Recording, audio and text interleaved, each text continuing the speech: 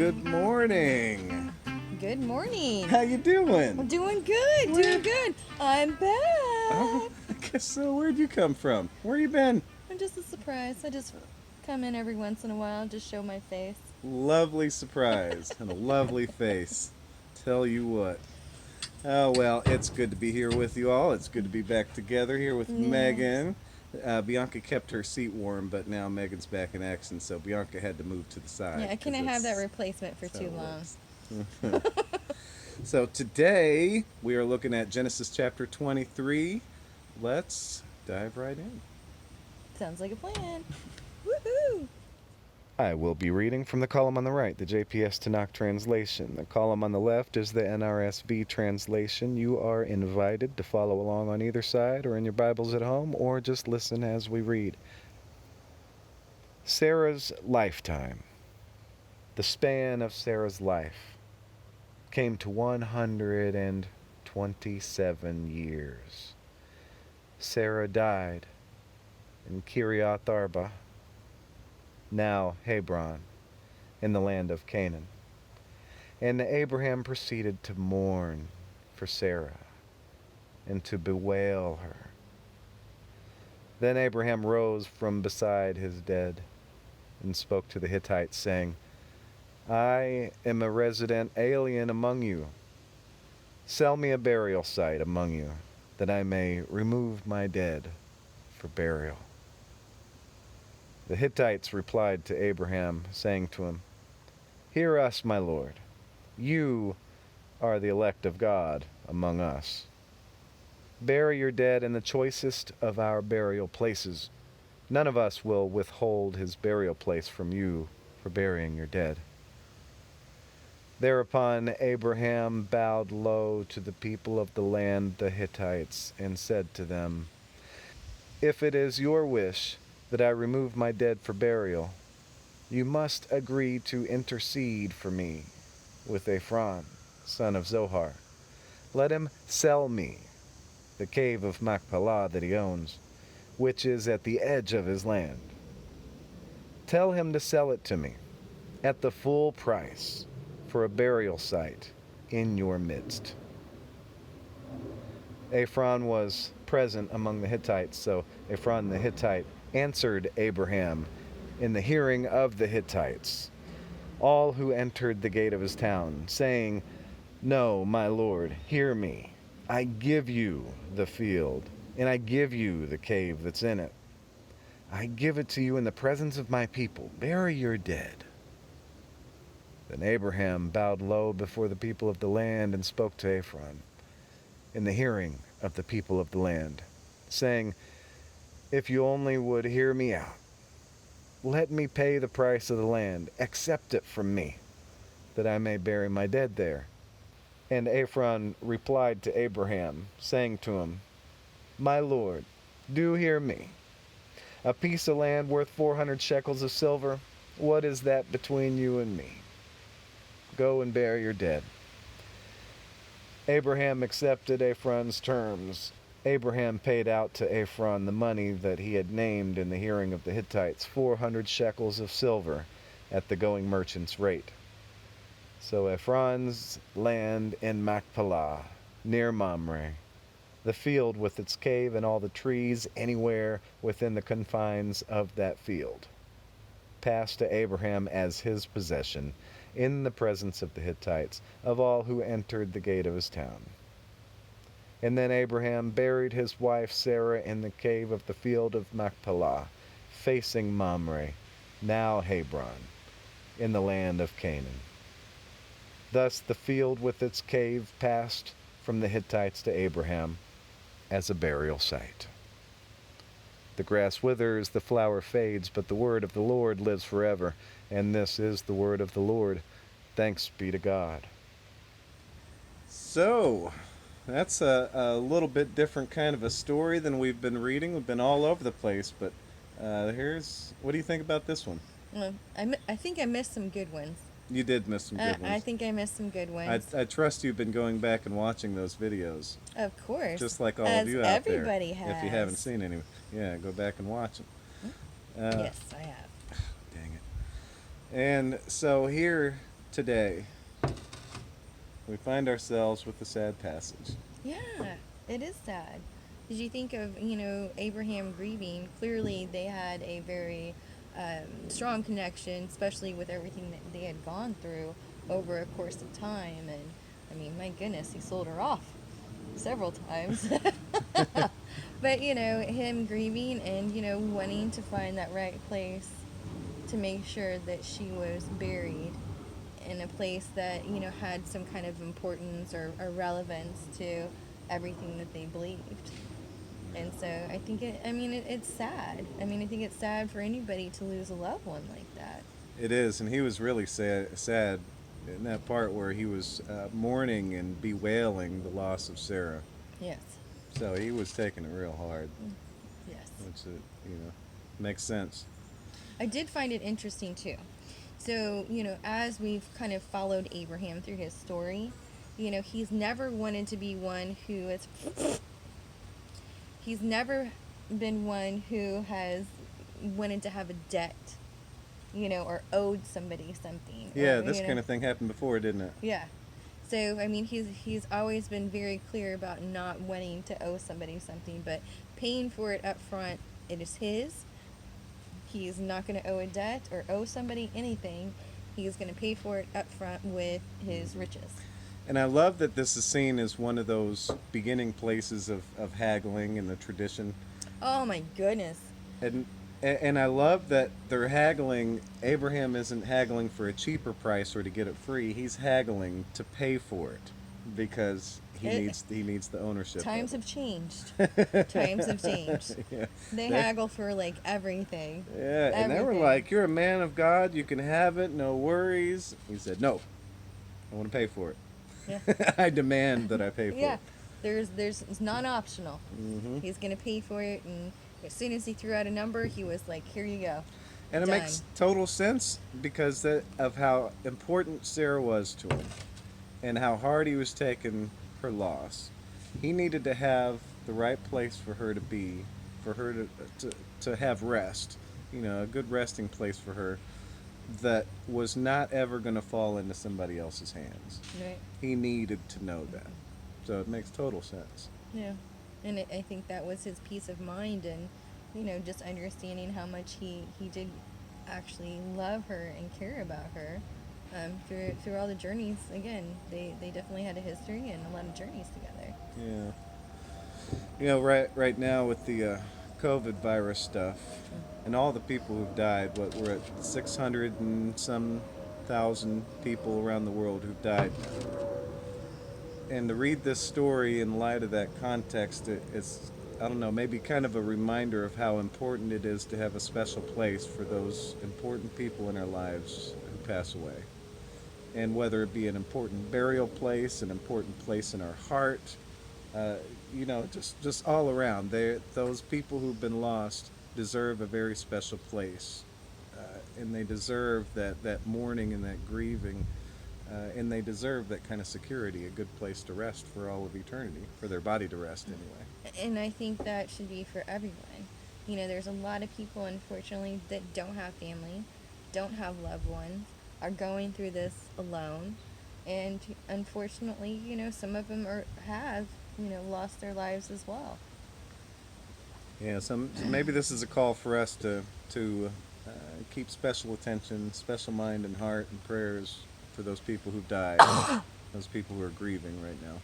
'Cause there's a lot of that. Yeah. Well, and a lot of people just scared for their loved ones. Yeah. I think all of us think about that every day. It's, is there somebody we know? Is there somebody in our family? Who? It's not about when. Or what? It's just when it's going to happen. Yeah. When is it going to happen? And, we always have to think, you did that with me. That's right. Put you on quarantine. You did. Sure you did. put me on quarantine. Turns out you didn't have COVID virus. Didn't have COVID. But we weren't playing any games because this is serious. Yeah, and This a is lot of serious people thing. are asymptomatic. Mhm. Still trying to get our hands around all of this. So, it's rather be safe than sorry is what I've always heard. Yeah.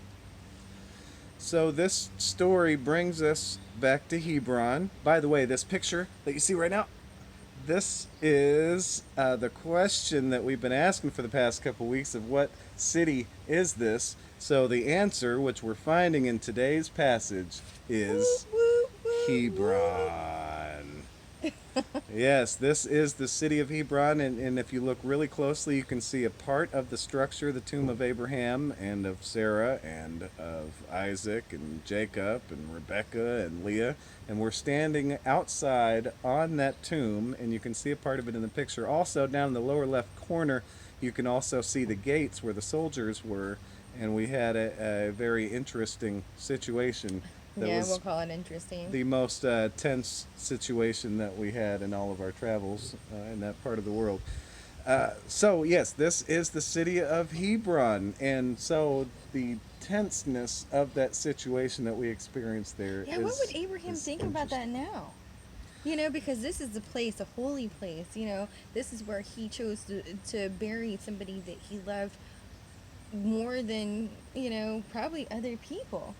And now, look at it. It's a place of political divide. It's a place of cultural divide. There's complete segregation between the Palestinian people and the Jewish people. There's a lot of fighting and, just animosity and just hate around this place. And it's because it's so sacred. But at the same time, in sacred places like that, you would think that there would be some compromise, some collaboration, and it would all be around love. But that is definitely not the case when we went. No, yeah, and of course this conflict is only about 100 years old. It doesn't go all the way Only. back to Abraham, but yeah, I mean, not and But not even. still, I mean, it doesn't matter if it's 100 years old. I mean, there's still, if you go to any cemetery, there's people that, are well over 100 years old that are buried there. People bury their dead for a reason. It is part of, ashes to ashes, dust to dust. It's part of, the ritual of being able to grieve and find closure with people in death. And also, there's a lot of spiritual and biblical aspects associated with that. So that's something that they definitely appreciated. The Hittites seemed to appreciate that Yes. at the time. And nowadays, I mean, to have an understanding, Hebron is one of the most sacred and holy places in all of Israel. It's on par with Jerusalem. And why is that? Because Abraham is there. Because of Abraham. And because of Abraham. And because he is buried there. And that is, supposed to be a sacred place. And it also goes back to this passage because he actually bought that land so that he would have possession, so that there could be no arguing that that belonged to him. So in today's world, the Jews claim right to that land, going back to this passage, understandably. And also the people who were there before the Jews were able to return in this century, they also feel claim to the land. And actually the monument is broken up, not broken up, it's split into a mosque on one side and a synagogue on the other side. And Jews and Christians can go on one side, and then on the other side Muslims, and then Christians are also allowed to go in there. But Muslims cannot go on the Jewish side, Jews cannot go on the Muslim side. Segregation. It's very, very tense. There's soldiers are present. And so with this land, it's in Palestine, and the Jewish people are building settlements on the Palestinian territories. And that's a whole situation that deserves a whole lot more focus than we're going to give to it. But that being a Palestinian city has been a focal point for a Jewish settlement to move in, and it's the only place in Israel where there's a Jewish settlement in the middle of a Palestinian city. So they had to break things up and take this part and give it to the Jewish people, and then outside of that are the Palestinians still. And it's a very, very tense situation. Yeah. And like you were saying, I think that Abraham would be very disappointed to see it as tense over there as it is now.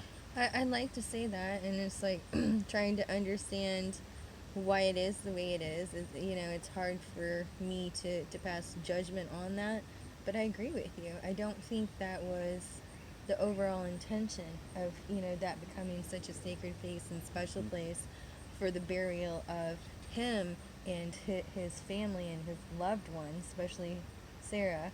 Mm-hmm. It's sad to think about it like that, I think.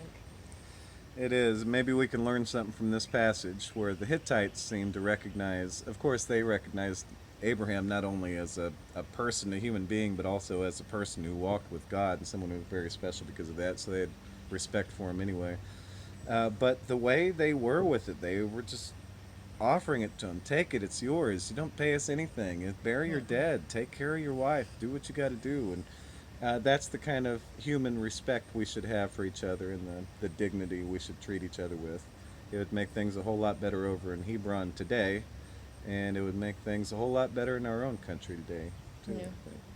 Yeah, I mean, it's part of the grieving process as well, Yeah. and understanding where we came from and how we came to be. And this is, I do find it interesting, that there is the Muslim side and the Jewish side, and how different it is, but it's still at the same time that this is such a special place for both of them. Mm-hmm. And it's like we really have that connection, but we try to draw these lines that are completely unnecessary when we appreciate, the same things.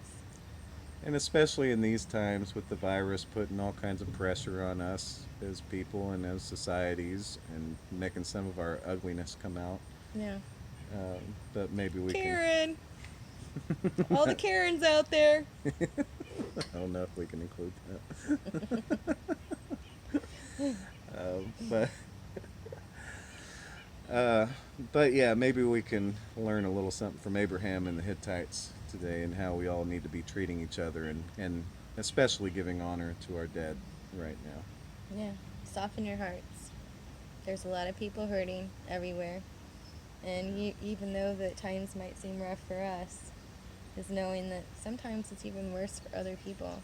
I think we got a very good glimpse of how it can even be worse than, at least from my perspective, the conflict to be even worse than what it is here. And we have some serious conflict in our nation. The things you see that can help you appreciate what you got. Right. Appreciate what you have. So. Well, I think that's... Sorry I missed all the fun ones. Yeah, you came back on a very serious day today, didn't you? I mean, there were some good stories I could have commented on. You would have had some colorful commentary. Yes, for those. I would have. Well, it's good to get you back into this. And people of God, it's good to be with you all again. By the way, here's a new picture for you. And this is... A super secret? What kind of hint can I give you? It has an awful lot to do with today. An awful lot to do with today. Oh, I think that's enough. Oh, man. I think that's enough. I think you're right. I think you should be picking up what he's putting down. What is this in the picture? Hmm. All right. Thank you all again. We'll see you next time. God bless you. Peace be with you. Have a nice day. Have a beautiful day. Have a nice day. I got the last word. Have a nice day. All right, bye. Bye.